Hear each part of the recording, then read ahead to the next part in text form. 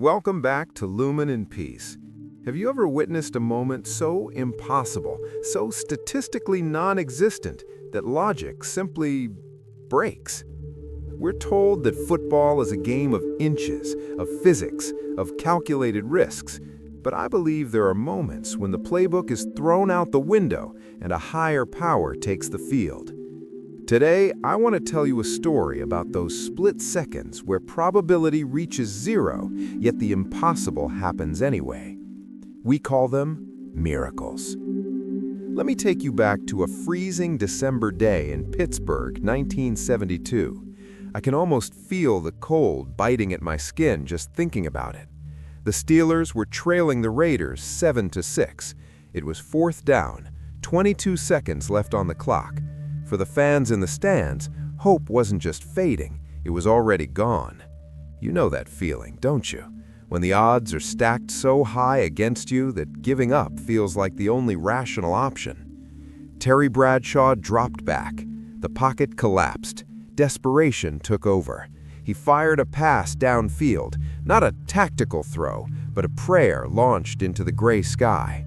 It was intended for John Fuqua, but Jack Tatum, the Raiders' assassin, slammed into him. The ball hit the collision. Physics says that ball should have fallen harmlessly to the turf, ending the game. The velocity, the angle of deflection, it was over. But then, out of the corner of the frame, Franco Harris appeared. He wasn't supposed to be there. He was trailing the play, miles away from the intended target. Yet, as the ball plummeted toward the ground, he scooped it up just inches before it hit the grass. He didn't break stride. He ran. He scored. The Immaculate Reception. I look at that play and I don't see luck. I see a sequence of events so precise that it defies chaos. It feels written. It reminds me that even when the clock is running out in our own lives and the collision seems inevitable, the ball can still bounce our way. But that was just the beginning of the impossible. If you think that was a fluke, wait until you hear about the play that literally caused an earthquake. But here is the question that keeps me up at night. Do you believe that catch was just a lucky bounce, or was it a God-given intervention designed to keep hope alive? The answer might change how you see everything that comes next. I mentioned an earthquake, didn't I? Let's fast forward to January 8th, 2011, Seattle. The atmosphere was different here. It wasn't the cold despair of Pittsburgh. It was the heavy tension of a David versus Goliath battle. The New Orleans Saints were the defending Super Bowl champions, titans of the sport. The Seahawks? They were the first team in history to make the playoffs with a losing record. Nobody gave them a chance. Logic dictated they should lose. It felt like the world had already written them off before the whistle even blew. Then came the handoff. Marshawn Lynch took the ball. What happened next wasn't just a run, it was a refusal to succumb to reality. I watch that replay and I see something profound about the human spirit, and perhaps something divine about resilience. He was hit at the line of scrimmage. He should have fallen, but he didn't. He was wrapped up by 3 separate defenders. He should have stopped, but he didn't. He stiff-armed a grown man to the ground with a force that seemed to come from somewhere else entirely, a reservoir of strength that shouldn't exist in a tired body late in the fourth quarter. He ran 67 yards. He broke 9 tackles. 9 specific moments where defeat was scientifically certain, and 9 times he chose to keep moving. The roar of the crowd was so intense, so unified in that moment of impossible triumph, that a nearby seismic monitoring station, the Pacific Northwest Seismic Network, actually registered a tremor, the beastquake. It wasn't just noise, it was the earth physically shaking under the weight of belief. Sometimes I think God shows us miracles not through quiet whispers, but through the thunder of a stadium, reminding us that when we carry a burden, we possess the strength to carry it all the way to the end zone, no matter how many hands try to pull us down. It defies probability that one man could stand against 11 and win. but physics has no equation for the will of the spirit. However, miracles aren't always about brute strength or lucky bounces. Sometimes a miracle is about time itself seeming to stop, about a play that didn't just shock the world, but changed the very definition of impossible in a Super Bowl ending that no scriptwriter would dare to write because it was simply too unbelievable. Do you think destiny can be caught with just one hand and a helmet? Let's talk about perfection. In our world, we are often told that perfection is the ultimate goal, that if you execute everything flawlessly, victory is guaranteed.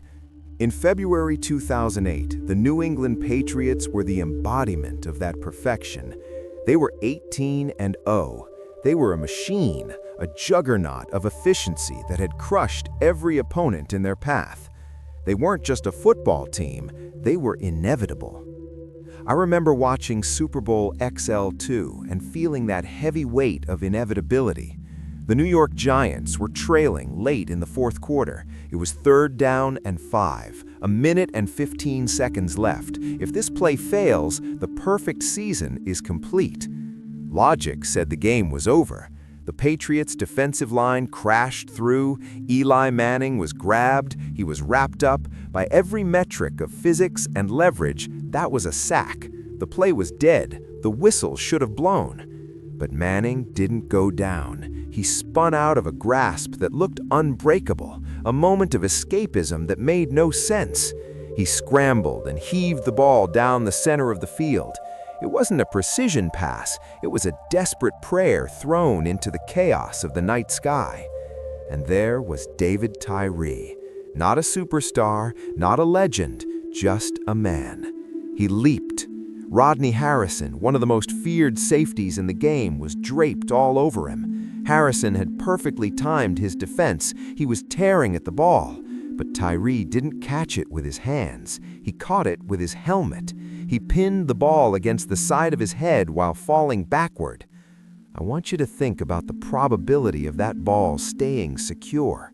The friction, the impact with the ground, the defender pulling at it. It should have slipped. It should have fallen incomplete. But it stuck there like it was magnetized. It defied gravity. It defied logic.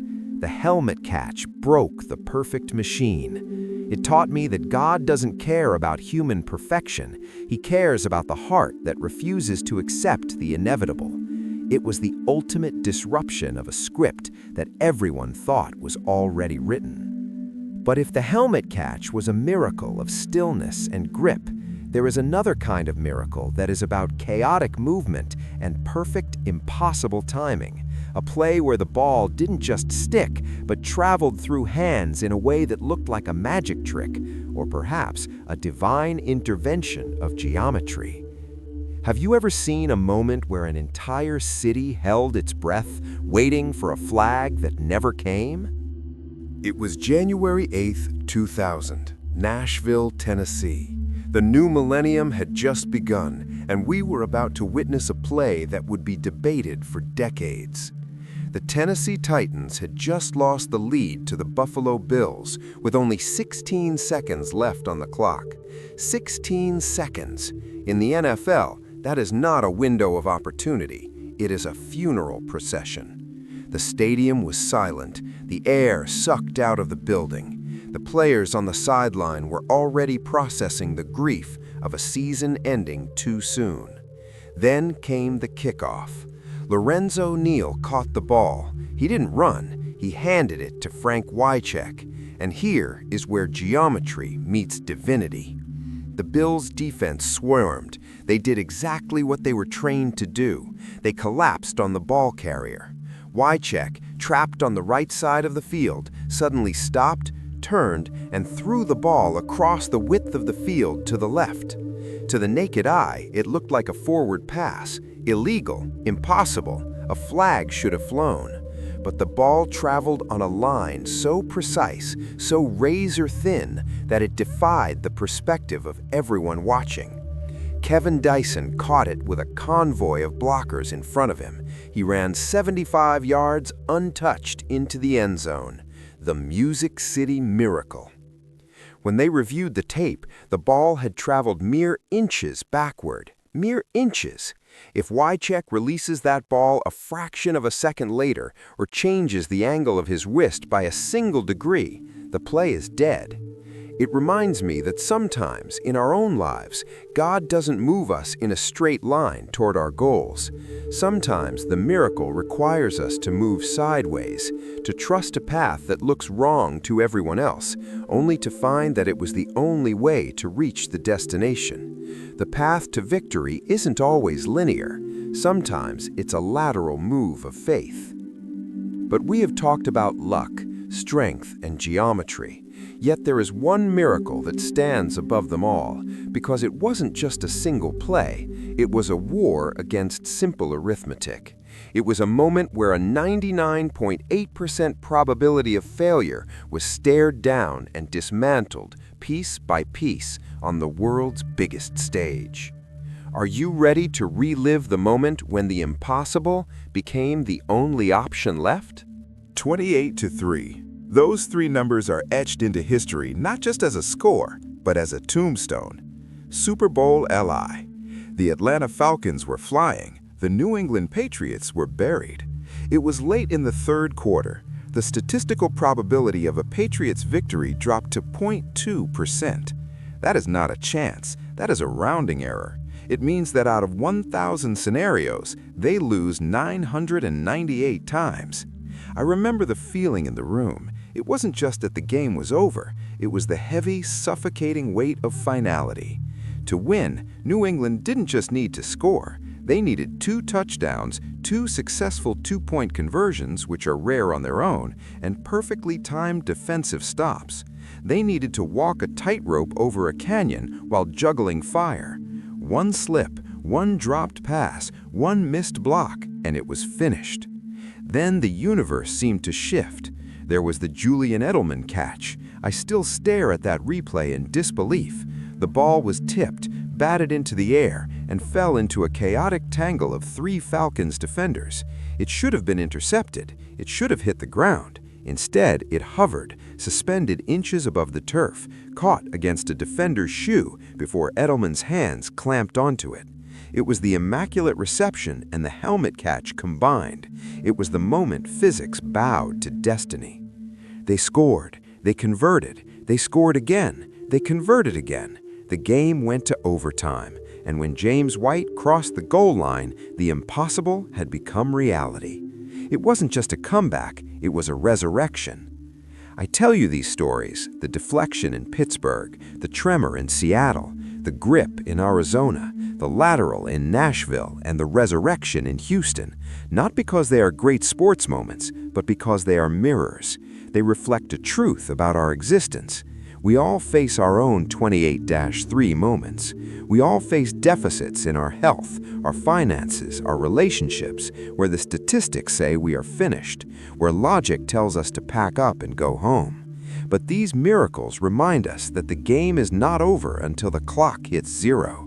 They teach us that when we are stripped of all our options, when we are down to our last prayer, that is often when the light shines the brightest. A miracle is not God doing the work for us. It is God giving us the strength to keep playing when everyone else says we should quit. Thank you for joining me on this journey through the impossible. If this video gave you a spark of hope, or if you believe that there is more to this life than just random chance, please hit that like button. It helps this message reach others who might be facing a 4th down in their own lives. And do not forget to subscribe to Lumen Peace. We have many more stories of light, mystery, and miracles to share. Until next time, keep your eyes open. You never know when the next miracle is about to happen.